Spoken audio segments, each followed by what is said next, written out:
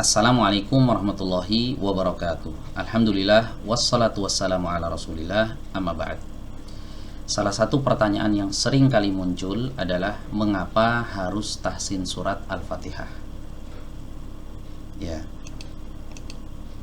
Baik. Di sini saya akan coba menjawabnya. Ya, kenapa harus tahsin surat Al-Fatihah? Pertama, kita harus paham bahwa secara khusus ya Al-Fatihah merupakan rukun sholat menurut jumhur ulama. Ya, teman-teman tahu kan apa itu rukun? Rukun itu adalah sesuatu yang harus ada dalam sebuah ibadah. Apabila sesuatu tersebut tidak ada, maka ibadah tersebut tidak sah. Ya, begitu juga apabila sesuatu tersebut mengalami kecacatan, maka cacat pula ibadah tersebut. Para ulama mengkategorikan membaca surat Al-Fatihah merupakan salah satu rukun yang harus dikerjakan dalam sholat. Jika tidak dikerjakan, ya maka sholatnya tidak sah. Atau jika dia tidak dibaca, ya maka sholatnya tidak sah. Hal ini berdasarkan sabda Rasulullah SAW, la sholata liman lam yaqra' bi fatihatil kitab. Tidak ada sholat ya atau tidak sah sholat seorang yang tidak membaca surat Al-Fatihah. Dalam hadis yang lain Rasulullah SAW bersabda, man shalla sholatan lam yaqra' fiha bi ummil qur'ani fahiya khidaj. Barang siapa yang melaksanakan sholat tapi tidak membaca ummul Qur'an, maka sholatnya kurang. Ya, sehingga para ulama sangat tegas dalam masalah ini. Ya, di antara ulama yang sangat-sangat tegas dalam urusan membaca surat Al-Fatihah ini adalah Al-Imam Syafi'i rahimahullah. Ya. Al-Imam Syafi'i pernah berkata, ya, dalam kitab beliau, ya, teman-teman bisa lihat di sini, ini adalah screenshot yang saya ambil dari kitab Al-Um jilid yang kedua halaman 251, terbitan Darul Wafa, cetakan pertama tahun 2001. Ya, di mana Al-Imam Syafi'i di kitab ini kitab beliau yang sangat fenomenal, beliau berkata, wa akrahu an yakunal imamu lahanan. Aku nggak suka, kata beliau, kalau ada imam yang lahan. Ya, lahan itu adalah orang yang bacaan Al-Qur'annya berantakan, yang sering salah saat membaca Al-Qur'an. Kemudian beliau melanjutkan, li'annal lahana qad yuhilu ma'anil Qur'an. Karena orang yang suka salah baca Al-Qur'annya, terkadang dia mengubah makna Al-Qur'an. Ya, jadi kesalahan dalam bacaan itu bisa mengubah makna, teman-teman. Fa illam yalhan lahnan yuhilu ma'nal Qur'an ajza'at salatuhu. Ya, kata beliau, apabila dia melakukan kesalahan dalam bacaannya, tapi kesalahan itu tidak sampai merubah makna Al-Quran, maka sholatnya sah, kata beliau. Ya, selama kesalahan itu tidak merubah arti, tidak merubah makna. Kemudian di sini ada teks yang bergaris bawah, ya, yang saya garis bawah di sini, teman-teman. Ini yang sangat penting, teman-teman bisa simak. Teks terjemahannya ini juga sudah saya letakkan di bawah sini. Kata beliau, wa in lahana fi ummil qur'ani lahnan yuhilu ma'na syai'in minha lam ara salatahu mujzi'atun anhu wala amman khalfahu. Ya, kata beliau, dan apabila dia melakukan lahan pada ummul Qur'an. Apa itu ummul Qur'an? Surat Al-Fatihah. Dengan lahan yang dapat mengubah syai' itu sedikit, ya, sesuatu, ya, sedikit saja darinya, ya, berubah makna surat Al-Fatihah ini, lam ara salatahu mujzi'atun anhu, maka aku tidak memandang salatnya itu sah. Ya, artinya apa? Salatnya batal.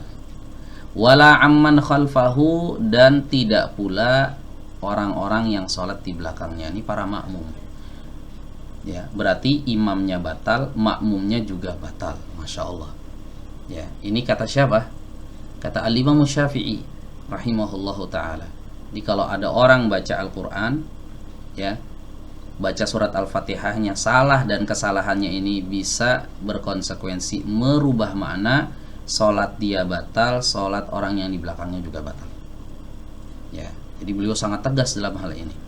Ya, kemudian beliau lanjutkan, wa in lahana fi ghairiha karihtuhu. Dan apabila dia melakukan kesalahan pada selainnya di sini maksudnya selain Al-Fatihah, ya, karihtuhu, maka aku membencinya. Imam Syafi'i juga nggak suka, bukan cuma salah di surat Al-Fatihah, tapi salah di surat lain juga, selain Al-Fatihah juga Imam Syafi'i tidak suka. Walam aro alaihi i'adatun, tapi aku tidak menganggap ya dia harus mengulang sholatnya. Ya, maksudnya gini teman-teman, kalau ada bacaan imam yang merubah makna, itu dilihat apakah di surat Al-Fatihah atau bukan. Kalau di surat Al-Fatihah imamnya batal, makmumnya batal. Kalau di selain surat Al-Fatihah, misalnya surat setelah Al-Fatihah, surat Al-Ikhlas atau surat apa aja yang dibaca imam, salah dan kesalahannya ini ngerusak makna, ya, merusak makna, kata beliau, sholatnya tetap sah dan tidak perlu diulang. Li'annahu law taraka qira'ata ghairi ummil Qur'an. Ya, kata beliau, alasannya kenapa nggak perlu diulang? Karena seandainya dia meninggalkan bacaan selain Ummul Quran, selain Al-Fatihah, artinya dia enggak membaca surat lagi setelah baca surat Al-Fatihah, wa atabi Ummil Quran, tapi dia membaca Al-Fatihah, rajautu an tujzi'ahu sholatuhu, aku berharap sholatnya sah, wa ida ajza'athu, apabila sholatnya sah, ajza'at man khalfahu, maka sah pula orang-orang yang ada di belakangnya. Ya, jangankan salah, tidak dibaca saja, ya, surat setelah Al-Fatihah itu tetap sholatnya sah, kata beliau. Apalagi dibaca meskipun di situ terdapat kesalahan. Meskipun kesalahannya itu sampai merusak makna, ya, kalau kesalahan itu tidak di Al-Fatihah, maka ya itu tidak sampai menyebabkan sholatnya batal, kata beliau. Ya, jangankan salah, tidak dibaca saja surat tersebut, insya Allah tetap sah. Kemudian beliau lanjutkan, wa in kana lahnuhu fi ummil Qur'ani wa ghairiha la yuhilul ma'na. Apabila kesalahannya itu terjadi pada Al-Fatihah dan selain Al-Fatihah, tapi kesalahannya tidak sampai merusak makna, ajza'at sholatuhu, sholatnya sah, wa akrahu an yakuna imaman bihalin, dan aku tidak suka dia menjadi imam dalam keadaan seperti itu. Jadi yang namanya orang salah-salah baca Al-Qur'annya, Imam Syafi'i itu tetap nggak suka, ya, dia jadi imam. Jadi kalau bisa yang jadi imam itu jangan orang yang bacaannya berantakan. Inilah kenapa kita harus tahsin surat Al-Fatihah. Ya, berikutnya Al-Imamun Nawawi rahimahullah, ini salah seorang, ya, imam besar, ya, imam yang terkenal dalam madhab Syafi'i. Ya, Imam Nawawi, beliau punya kitab Al-Adhkar namanya, ya, Al-Adhkar An-Nawawiyah, ya, di halaman 38, terbitan Darul Mallah, cetakan tahun 1971. Di sini beliau membahas juga tentang masalah kesalahan pada surat Al-Fatihah ketika sholat. Ya, apa kata beliau?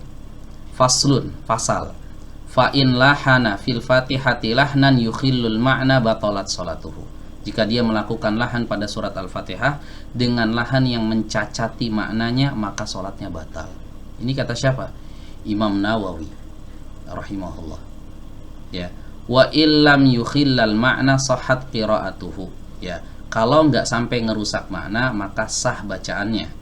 Falladhi yukhilluhu, yang ngerusak makna itu seperti apa? Mislu an yaqul, seperti dia mengatakan an'amtu bidhammita au kasriha an'amti.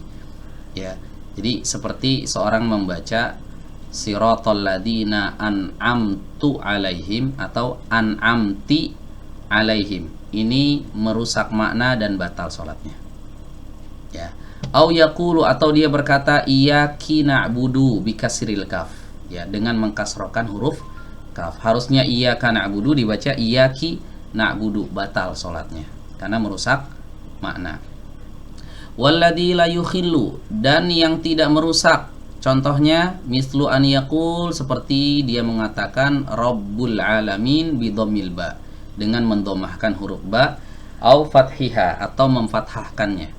Ya, misal kalau ada orang yang membaca begini, alhamdulillahi rabbul alamin atau alhamdulillahi rabbal alamin. Kata beliau, ini meskipun salah harokat tapi nggak ngerusak makna. Ya, jadi sholatnya tetap sah. Ya. Au yaqulu nasta'in bi fathin nun ats-tsaniyah au kasriha, atau ketika seorang membaca nasta'in, iyyaka na'budu wa iyyaka nasta'in, harusnya nunnya ini nasta'inu di dhammah. Kalau ada yang membacanya dengan fathah nasta'ina atau nasta'ini, itu tidak merusak makna.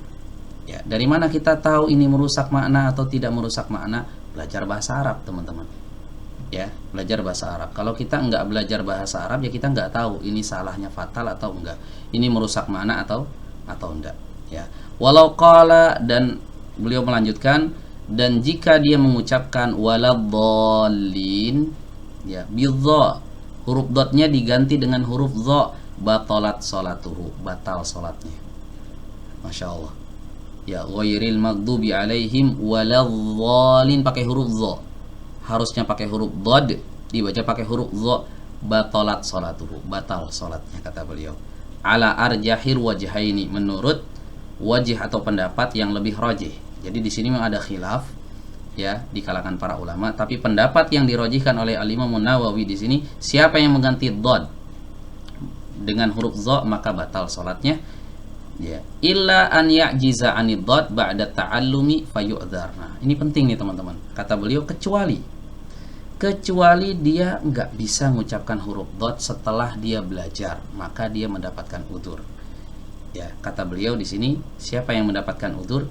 Mereka yang belajar. Ya, jadi kalau udah belajar waladhdallin, tetap aja dia mengucapkannya pakai huruf dha, waladhdallin. Apakah batal sholatnya? Tidak, kata beliau, diudzur kalau dia belajar. Yang bermasalah ini yang nggak mau belajar, teman-teman. Jadi belajar itu meskipun kita salah, insya Allah kita tetap berpahala. Sholat kita insya Allah tetap sah selama kita terus belajar. Bisa dipahami ya teman-teman ya. Nah, inilah kenapa kita harus tahsin surat Al-Fatihah. Jadi setiap muslim itu wajib mempelajari surat Al-Fatihah, teman-teman, baik secara teori maupun secara prakteknya. Secara teori teman-teman bisa baca buku-buku tajwid. Ini teori aja ya, bukan praktek, teori aja. Teman-teman bisa baca buku-buku tajwid atau teman-teman lihat di YouTube ya.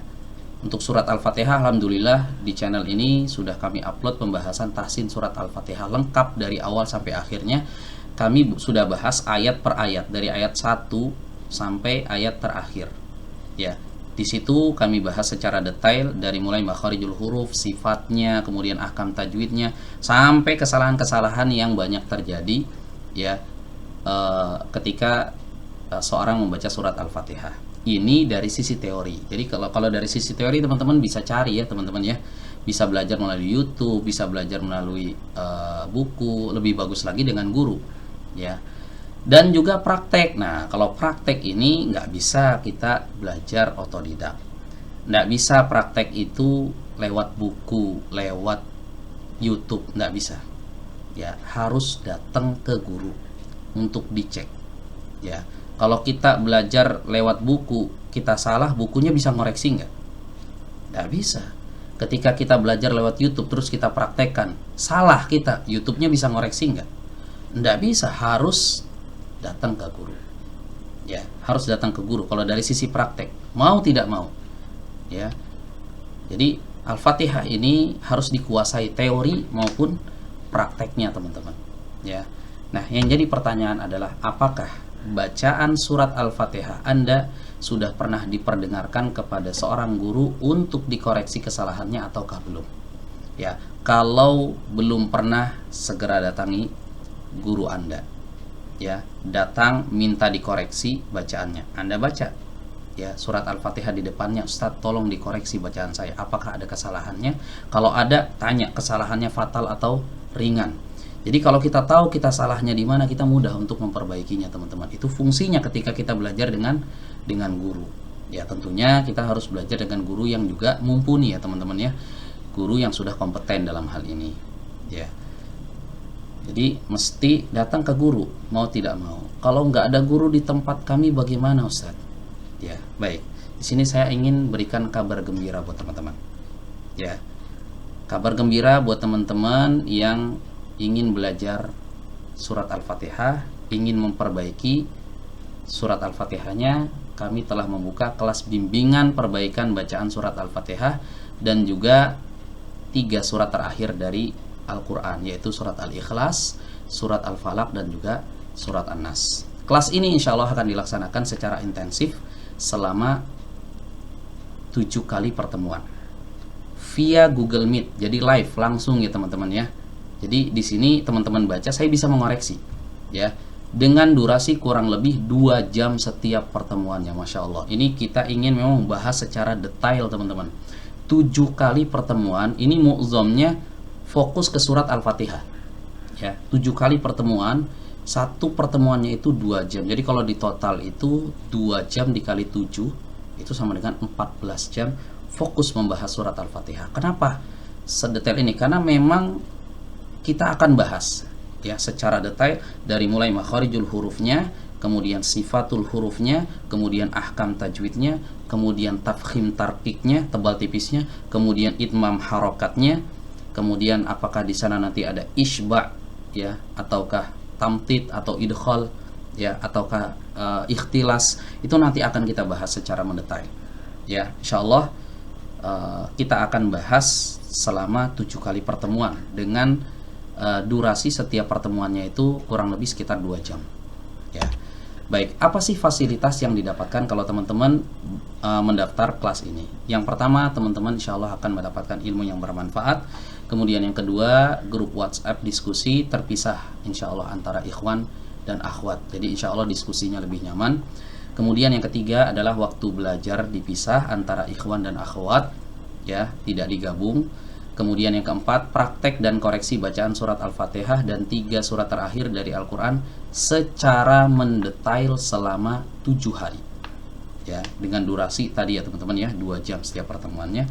Kemudian yang kelima, video rekaman pelajaran untuk keperluan murojaah.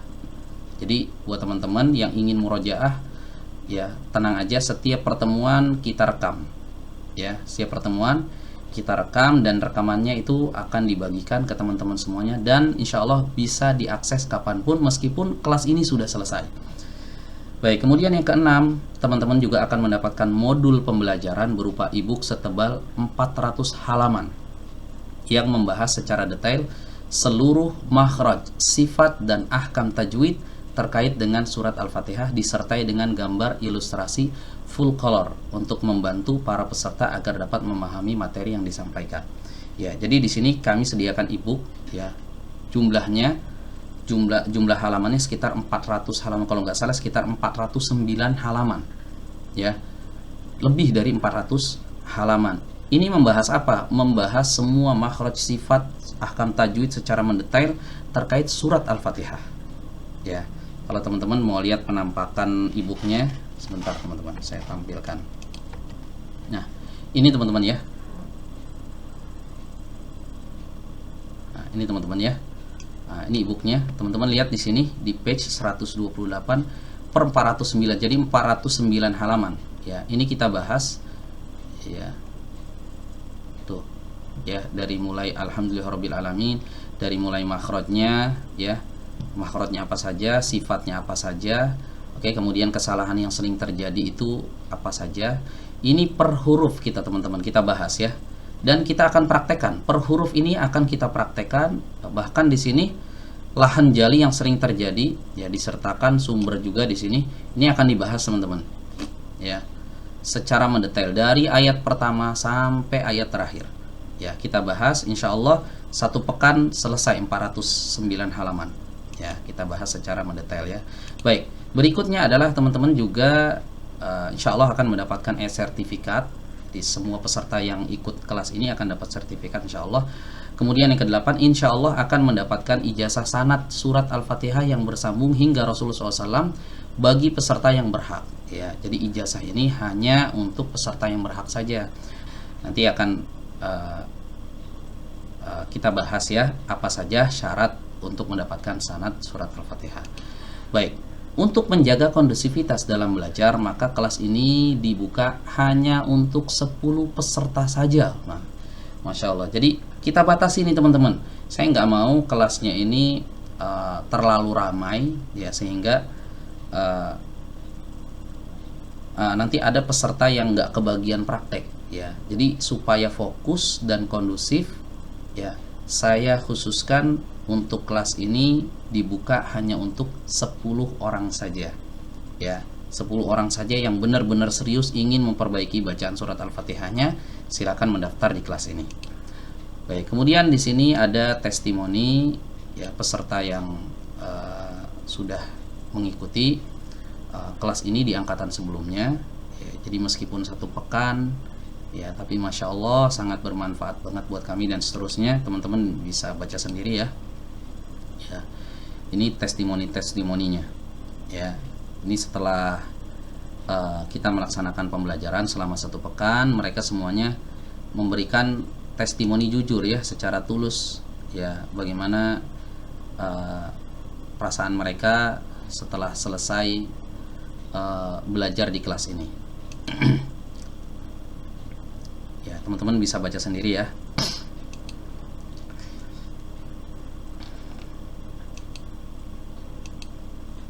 Ya, baik, buat teman-teman yang ingin mendaftar ya, langsung saja daftar sekarang. Kuota hanya untuk 10 orang saja, dan pendaftaran langsung ditutup jika kuota telah terpenuhi.